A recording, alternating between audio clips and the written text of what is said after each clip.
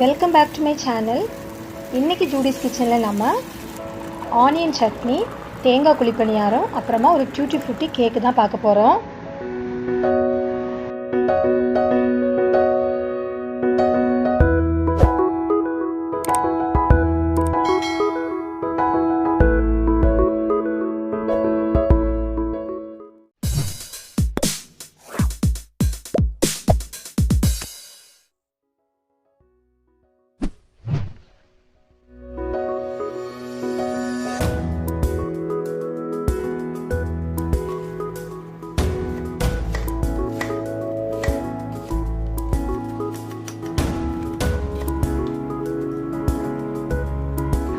ஃபஸ்ட்டில் நம்ம சட்னி ப்ரிப்பேர் பண்ணிடலாம். ஒரு பாத்திரத்தில் 1 டேபிள் ஸ்பூன் எண்ணெய் ஊற்றிக்கோங்க. 2 டேபிள் ஸ்பூன் கடலைப்பருப்பு லைட்டாக செவக்க ஆரம்பித்ததும் ஒரு 10 மல்லி விதை இதில் சேர்த்துக்கலாம். காரத்துக்கு 4 வத்தல் மிளகாய். அடுப்பை கொஞ்சம் சிம்மில் வச்சு நம்ம இதை வதக்கிக்கணும். அப்புறமா 2 பெரிய வெங்காயம் ஸ்லைஸ் பண்ணி இப்போ நான் இதில் சேர்த்துக்கிறேன்.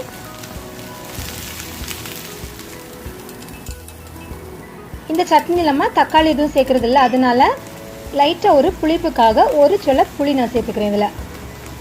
ஸோ எல்லாத்தையும் நல்லா இந்த மாதிரி வதக்கி எடுத்துக்கலாம்.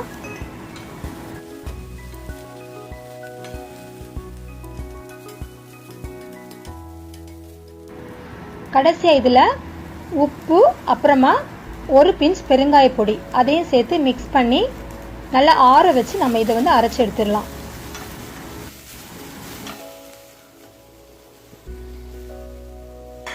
அடுத்ததான் தேங்காய் குழிப்பணியாரத்துக்கு பார்த்தீங்கன்னா சின்ன வெங்காயம் நிறைய நம்ம கட் பண்ணி சேர்த்தோன்னா ரொம்ப டேஸ்ட்டாக இருக்கும். ஸோ ஒரு கைப்பிடி அளவு சின்ன வெங்காயம் எடுத்து குட்டி குட்டியாக இந்த மாதிரி நல்ல பொடியாக கட் பண்ணி எடுத்துருக்கிறேன்.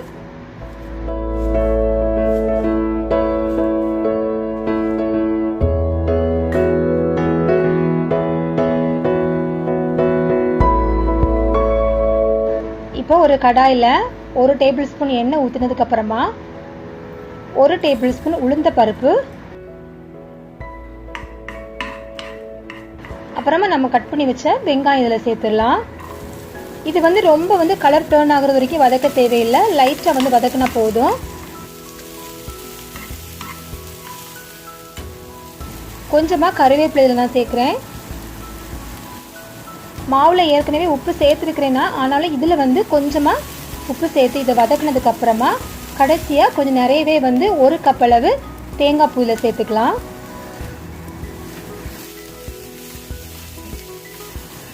லைட்டாக 1 நிமிஷம் எல்லாத்தையும் நல்லா மிக்ஸ் பண்ணி எடுத்துட்டு அதையும் ஆற வச்சிடலாம்.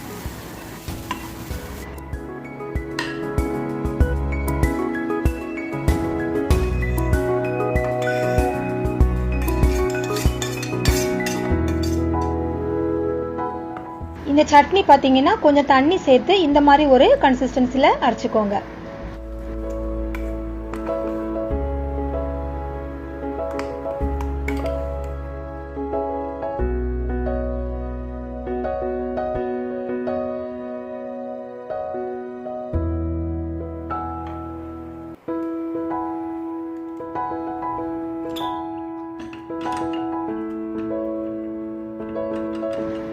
நம்ம ஆற வச்சிருந்த வெங்காயம் தேங்காய் பூவெல்லாம் சேர்த்து மாவில் லைட்டாக மிக்ஸ் பண்ணி விட்டுடலாம்.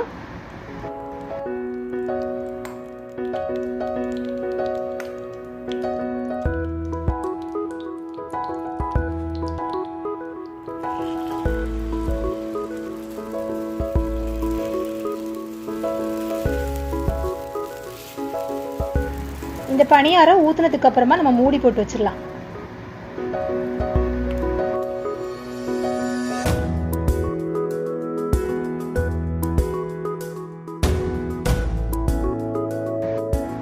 பணியாரம் திருப்பி போட்டதுக்கு அப்புறமா நம்ம 2வது டைம் மூடி வைக்க தேவையில்லை, ஓப்பனாகவே வேக வச்சிடலாம்.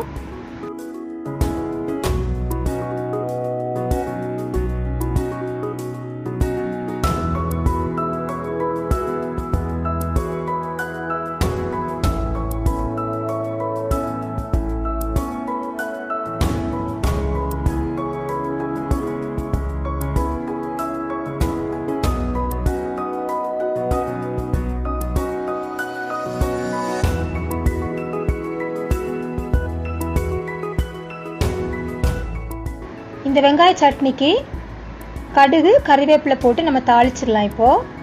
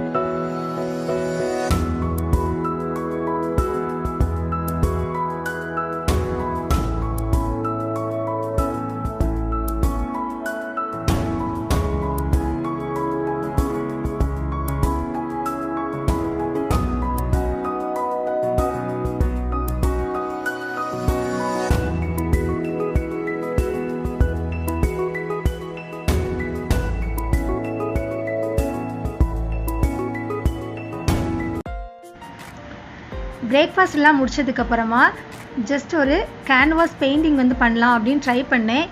பட் ரொம்பவே இன்ட்ரெஸ்டிங்காக இருந்துச்சு. கடைசியில் வந்து அந்த ஃபைனல் இதுவும் ரொம்ப நல்லா வந்துச்சு. நீங்கள் இந்த மாதிரி பசங்களுக்கெல்லாம் வந்து ட்ரை பண்ணுங்கள். ரொம்பவே வந்து என்ஜாய் பண்ணி பண்ணுவாங்க. அதே டைமில் வந்து ரொம்ப க்ரியேட்டிவாக அவங்களுக்கு ஒரு மைண்டு ரொம்ப ரிலாக்ஸாக இருக்கும்.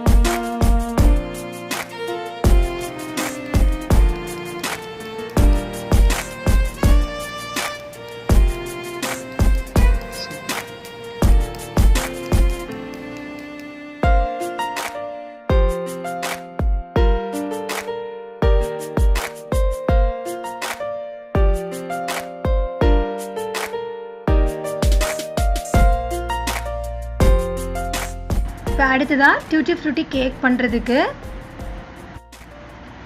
மைதா மாவு எடுத்துக்கலாம். 1 கப் மைதா மாவு, 1 teaspoon baking powder, 1/4 teaspoon baking soda, 1 pinch அளவு சால்ட். ஸோ இதை வந்து நம்ம ஒரு அரிப்பில் இந்த மாதிரி போட்டு 3லேருந்து 4 டைம் வந்து இந்த மாதிரி திருப்பி திருப்பி நீங்கள் வந்து நல்லா வந்து சலிச்சு எடுக்கணும். எந்த அளவுக்கு நம்ம வந்து சலிச்சு எடுக்கிறோமோ அந்த அளவுக்கு கேக் வந்து நல்லா பொங்கி வரும் உங்களுக்கு. அதே மாதிரி வந்து டீ டைமில் வந்து பசங்களுக்கு ரொம்ப விரும்பி சாப்பிடுவாங்க. இது ஒரு டைம் ட்ரை பண்ணி பாருங்கள், ரொம்ப டேஸ்ட்டாக இருக்கும் இந்த கேக்.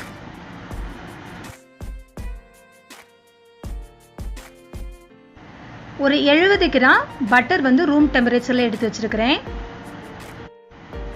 ஸோ இந்த பட்டர் ஃபர்ஸ்ட்டில் நம்ம பீட் பண்ணிடலாம்.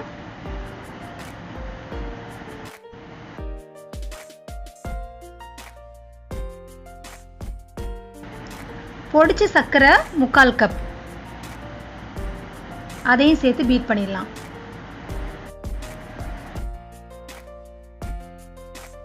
ரெண்டு முட்டை ரூம் டெம்பரேச்சரில் வச்சு அதே இப்போ சேர்த்து நல்லா பீட் பண்ணிடலாம்.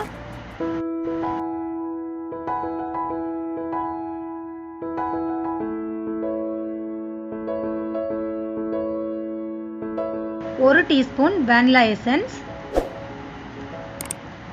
ஒரு 4-5 ட்ராப் வந்து பைனாப்பிள் எசன்ஸ் சேர்த்துக்கோங்க. அதுதான் நம்ம பேக்கரியில் வாங்குறப்போ ரொம்ப வாசனையாக இருக்கும். இந்த டியூட்டி ஃப்ரூட்டி கேக் பார்த்தீங்கன்னா அது வந்து இந்த பைனாப்பிள் எசன்ஸ் தான். ஸோ அதே மிக்ஸ் பண்ணதுக்கப்புறமா நம்ம சலிச்சு வச்சுருக்கிற மாவை சேர்த்துடலாம்.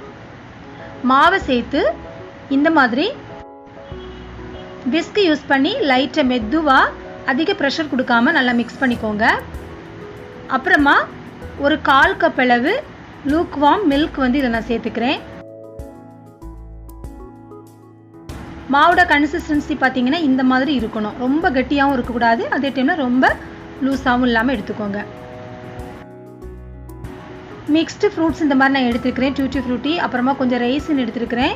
ஸோ அது வந்து போட்ட உடனே வந்து கீழே வந்து உங்களுக்கு போயிடும். அதுக்காக 1 டேபிள் ஸ்பூன் மைதா மாவு போட்டு அதை நல்லா மிக்ஸ் பண்ணதுக்கு அப்புறமா நம்ம வந்து கேக் பேட்டரில் வந்து சேர்த்துக்கணும்.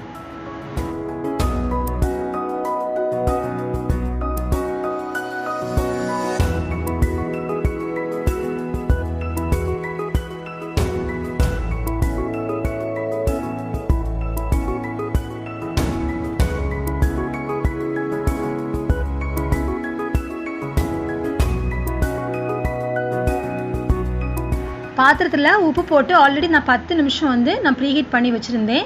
ஸோ கேக் பேட்டர் வச்சிடலாம்.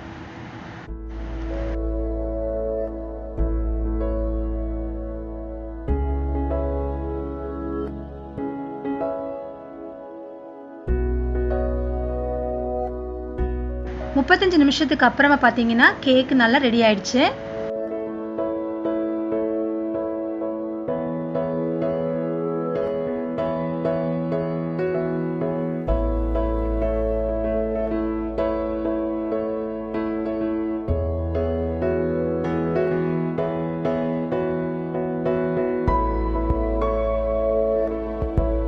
ஸோ இந்த வீடியோ உங்களுக்கு பிடிச்சிருக்குன்னு நினைக்கிறேன். இந்த வீடியோ உங்களுக்கு பிடிச்சிருந்துச்சுன்னா லைக் பண்ணுங்கள், ஷேர் பண்ணுங்கள்.